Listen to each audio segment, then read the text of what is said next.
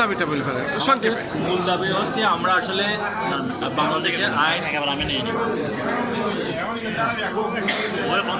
আমাদের মূল দাবি হচ্ছে আমরা কিন্তু বাংলাদেশের আইন সংবিধান প্রত্যেকের প্রতি সংবেদনশীল।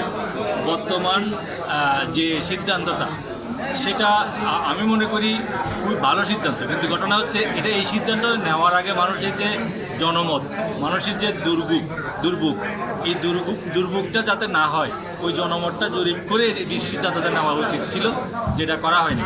তো আমাদের মূল দাবিটা হচ্ছে এই জনমতটা করে যেখানে সুন্দর হয়, সবাই যাতে স্বাচ্ছন্দ্য বোধ করে, সবার যাতে ভালো হয়, সুযোগ সুবিধা পায়, সেভাবে কিছু করা হয়। আপনার নাম পরিচয় দেন। আমার নাম হচ্ছে মোহাম্মদ নুরুল আলম নুরু, আমি সুহাবিলের একজন বাসিন্দা। অনেক ধন্যবাদ।